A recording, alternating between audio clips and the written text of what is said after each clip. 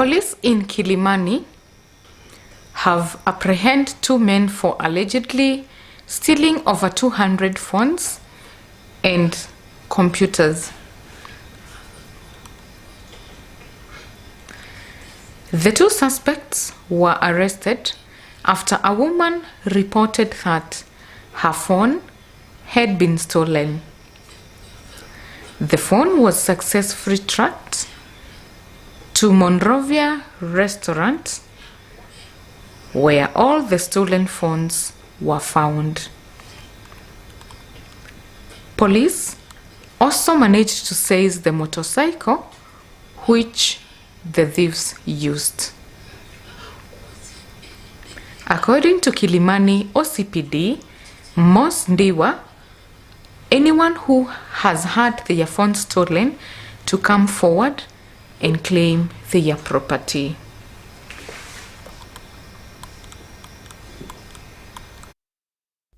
As a police service, we will ensure that all phones stolen within any area is recovered, especially to the owners who receive these things.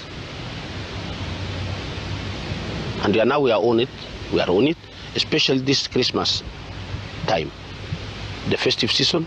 This is the time people are out, the rising members of the public. Now we appeal to the members of the public now who have been victims of phone snatching to come to this police station, Kilimani police station, to see if they can find their phones which was stolen in the station within Nairobi, because this one covers the whole of Nairobi. And it is a warning to them that we are now very serious on this matter, and any cartel we are going to dismantle.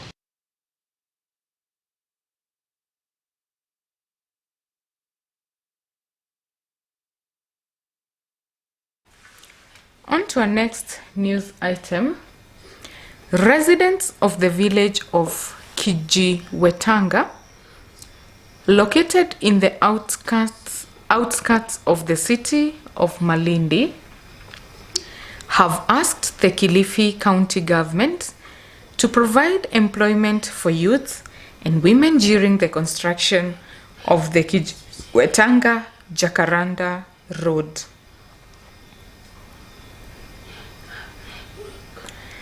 In a meeting to provide feedback on the project, residents asked the county government, through the contractor building the road, to provide employment for locals so that they can benefit from the project.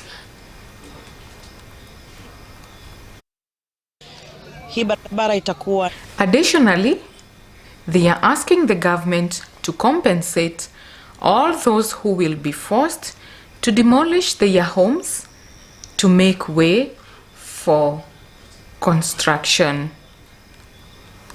The road, which connects the tourist city to Malindi and Watamu, is expected to provide relief to tourists visiting the area.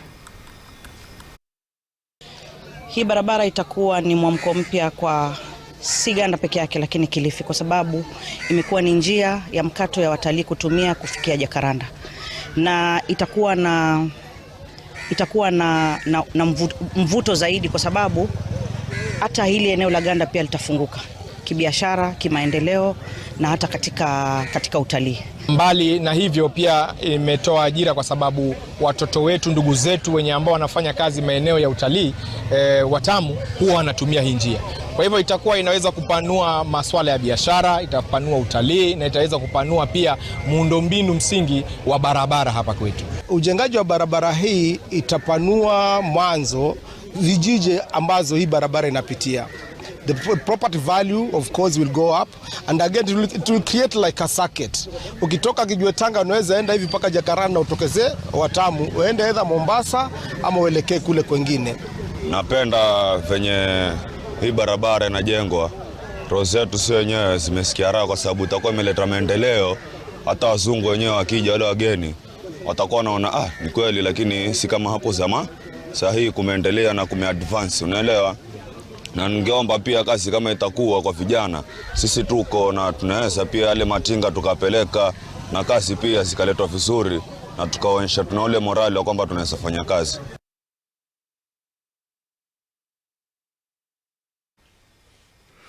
On to our next news item.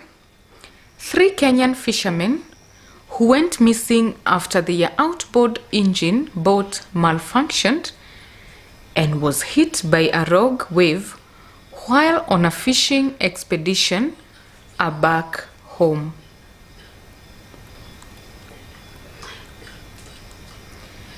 The 3 rescued fishermen were received by the Cabinet Secretary for Mining and Blue Economy, Mr. Salim Mvuria, today at the Mbaraki Wharf, Mombasa County, after arriving on board the Kenya Coast Guard Service flagship vessel, Doria, an offshore patrol vessel which was dispatched on Tuesday afternoon to pick them from a Chinese fishing vessel on December 24th, 2023. Families and relatives of the rescued fishermen who had filled the Mbaraki Wharf hoping to reunite with their kins were taken away for what authorities said was counseling before they meet up. The rescued fishermen were stranded at sea for 22 days before the Chinese vessel came to their rescue. Nataka kuchukua nafasi hii kwanza kuwatangazia Wakenya kwamba wale wavuvi ambao walikuwa wamepotea siku 22 ambazo zimepita, siku ya leo tumeweza kuwapokea 3 wakiwa salama, na yule mmoja bado anatafutwa. Kwa hivyo nimefika hapa rasmi ili kuweza kuwapokea na pia kupongeza juhudi za vikosi vyetu vya usalama wa baharini na pia washikadau wote ambao wameshiriki katika jambo hili. Tunapowapokea hapa, tumejiandaa kwamba waende kwanza wafanyiwe counseling na pia waweze kupelekwa hospitali, waweze kuangaliwa hali yao, ili baadaye waweze sasa kuunganishwa na family. I also want to say that because of climate change, there are quite a number of changes, even the winds and the waves, and therefore we want also to take this opportunity to caution all our stakeholders in marine affairs, in the Indian Ocean, in lakes and rivers, to be extra careful. So that then we don't have situations where the vessels are drifting away from the shore. And this is also very critical. As a ministry, we will also enhance our resolve to make sure that we continuously create awareness and empower coxswains so that even as they go to sea, they also have some basic safety measures. But as I said earlier, the search is still on so that we can also know the fate of the remaining fishermen. So on behalf of my colleagues in Cabinet, I want to say that we have successfully received the 3 fishermen and we are now ready to begin the other processes.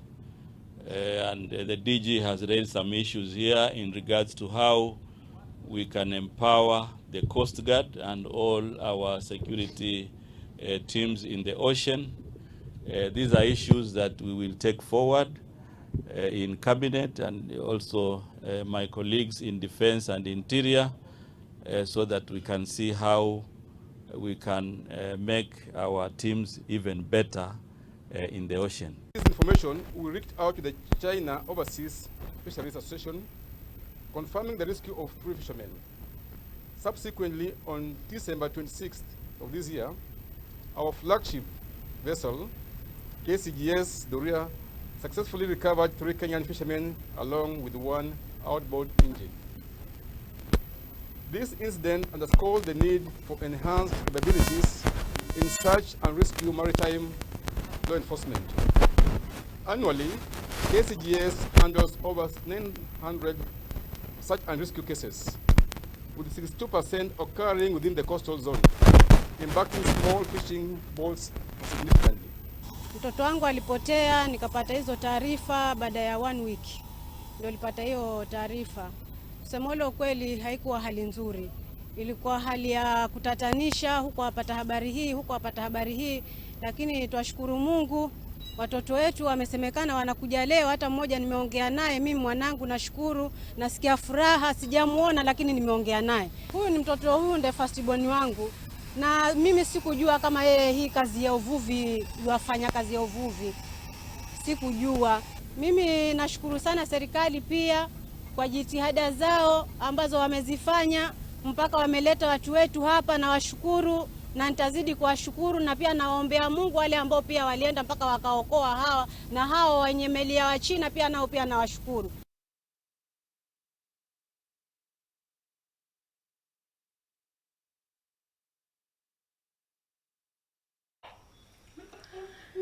Now, that's the end of our bulletin, but up next we have the world of sports.